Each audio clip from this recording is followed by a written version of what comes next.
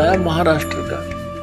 वो कहने लगा जी एक सांगली शहर है महाराष्ट्र में, सांगली, और वहां कोई आपकी भक्त ज्ञान गंगा बांटे थे, और हम वो मेला लगा हुआ था हमारे धार्मिक, और मैं तो भगवान शंकर का पुजारी, उसके अतिरिक्त मैं किसी ने मानू नहीं था।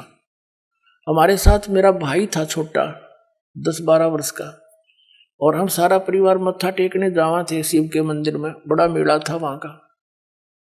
वह पुस्तक बेच रहा था तो उसमें लिखा हुआ था कौन ब्रह्मा का पिता है, कौन विष्णु की माँ, ये ऐसे ऐसे। वो छोटा भाई जाकर हमसे पिता नहीं कैसे पहले वो लेने चला था, मैंने मना कर दिया कि ना ये तो बकवास लिख रखी है ना।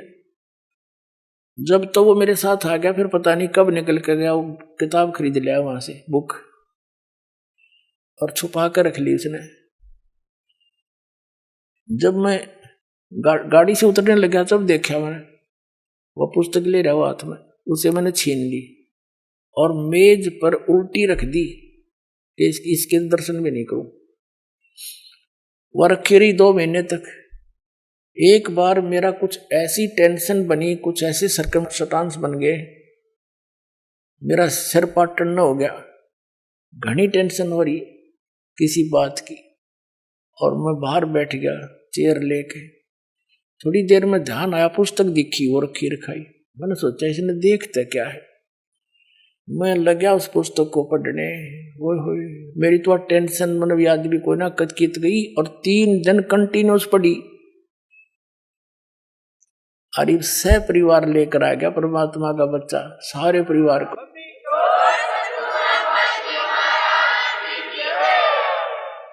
तो ये एक किस्म का परमाणु बन गया ये पुस्तक परमात्मा के ज्ञान की।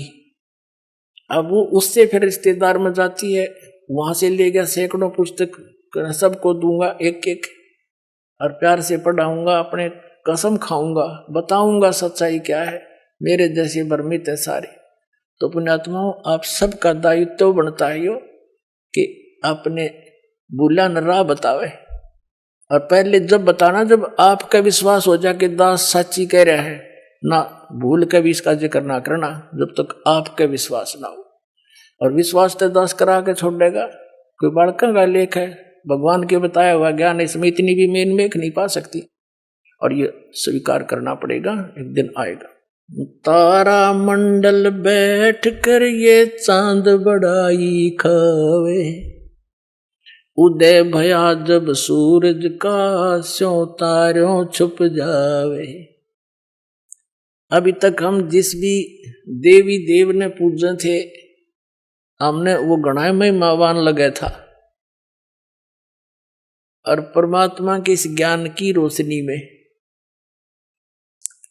अब ये सभी ज्ञान ऐसे छुप जाएंगे, ऐसे निष्क्रिय हो जाएंगे, निरस्त हो जाएंगे, जैसे रात्रि के समय तारामंडल के अंदर आकाश में चंद्रमा सुशोभित होता है और सबसे ज्यादा प्रकाश युक्त नजर आता है।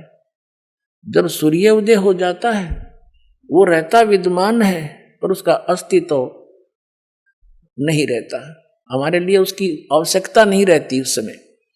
तो अब ये सूर्य का उदय हो रहा है। अभी तो ये समझ लो वो देसी भाषा में झोड़ बोड़ा सा ही है, यानी थोड़ा सा वो सूर्य उदय होने से थोड़ा सा पहले रोशनी होती है। अभी तो इतना होया है यो। अरे देखना जो शिखर में होगा सूर्य, पूरे विश्व में ज्ञान हो जाएगा, ये पूरे विश्व में।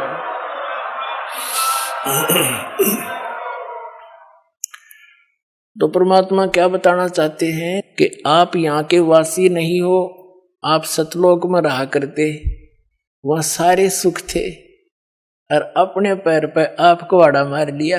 ये दास एक जूनियर इंजीनियर था, इसमें कंस्ट्रक्शन सिविल के अंदर हरियाणा में, इरिगेशन डिपार्टमेंट। तो वहां पर एक बहन अपने 2 बच्चों को लेकर मजदूरी करने आई हुई, और वह लड़की मजदूरों की जैसी नहीं लगे थी। फिर भी कोई इतना विशेष ध्यान नहीं किया, मैं कोई बात नहीं, पता नहीं परमात्मा किस घर में कैसा बालक हो जाए।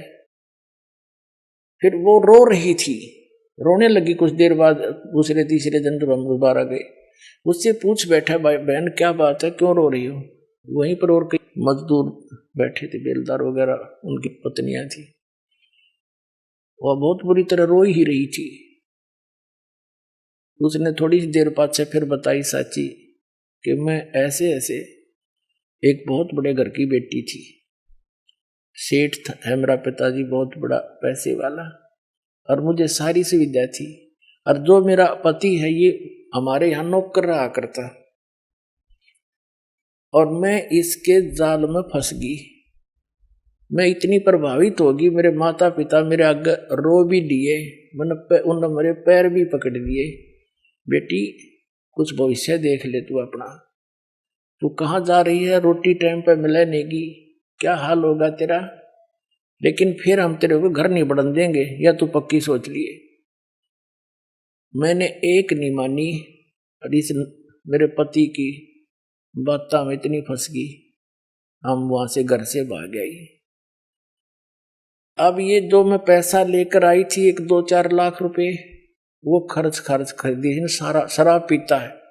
अब मैं मजदूरी करती हूँ और वो मेरे पैसों से शराब पीता है, और बोल लूँ तो मैंने रोज कूटे। अब कोई मेरा वाली वारस रहा नहीं कि तो मैं दुख रोज दूं जाके, मैंने अपने पैर पे आपको आड़ा मार रखे। तो पुण्यात्माओं, आज आपकी वो दशा है, आप उस समर्थ ने छोड़ के इस कंगाल के साथ आ गए, और यहाँ हर एक चीज का टोटा, समय पर टूक नहीं, वर्षा हो जा, 2 दाने हो जा, ना भूखे मर जा, अकाल गिर जा। उस समर्थ को, उस स्थान को छोड़कर आप यहाँ भिखारी बन गए,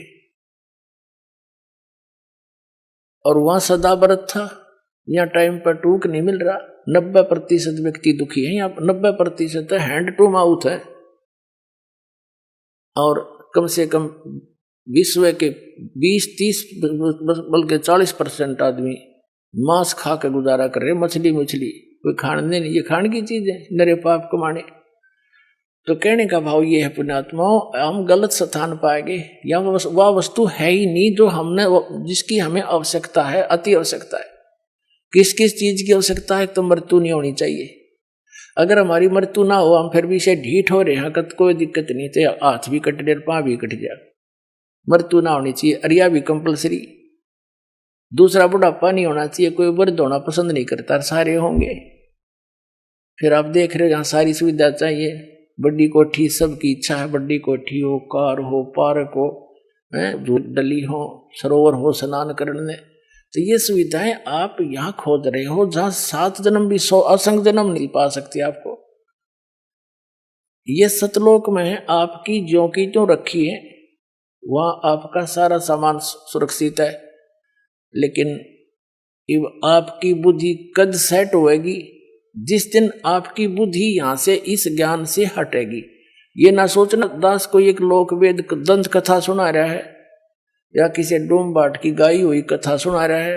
ये तो वो वचन सुना रहा है जो परमात्मा ने स्वयं अपने घर का भेद दिया आकर के, और जिन महापुरुषों को साथ ले गए फिर वापस छोड़ा। उन्होंने इसलिए छोड़ा था कि ये मेरे गवाह बन जाए, फिर बाद में मेरे बच्चों को गवाही दे जाए कि सचमुच कबीर इज गॉड, कबीर परमात्मा है, और सतलोक में ये सारे सुख हैं।